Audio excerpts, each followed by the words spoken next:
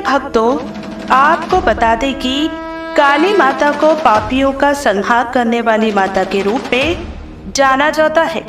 हिंदू धर्म की मान्यताओं के अनुसार काली माता का पूजन एवं मंत्रों का जाप या श्रवण करने से भक्तों के जीवन में सभी प्रकार के दुखों का अंत होता है।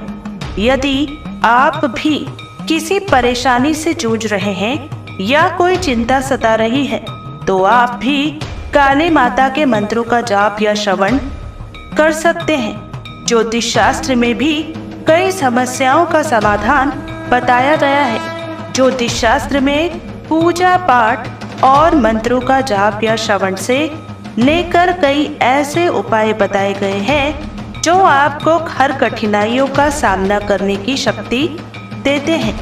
इन उपायों को करने से हर कार्य में सफलता हासिल होती है। मंत्रों के जाप या श्रवण के उपायों को बेहद लाभकारी बताया गया है। काली माता को बुराई का विनाश एवं राक्षसों का संहार करने वाली देवी के रूप में जाना जाता है।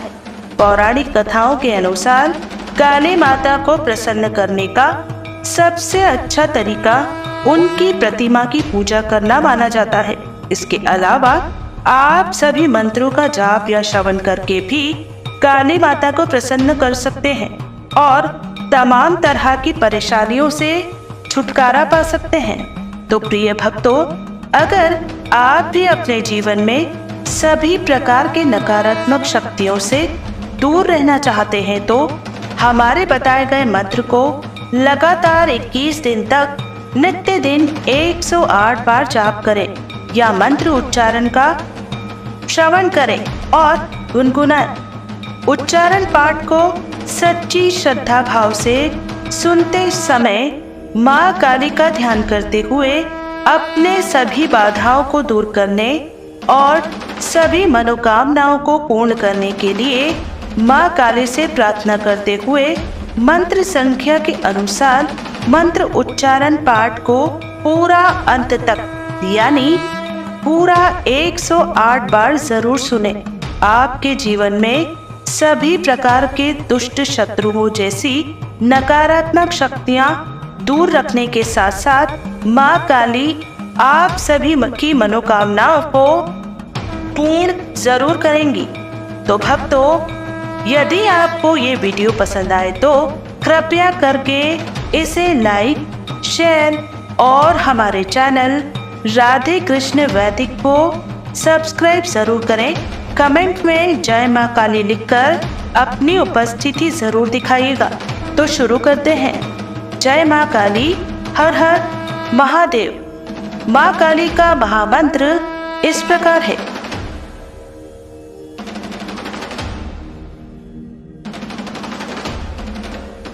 ओम ऐं ह्रीं श्रीं क्लीं काली नमः। ओम ऐं ह्रीं श्रीं क्लीं काली नमः।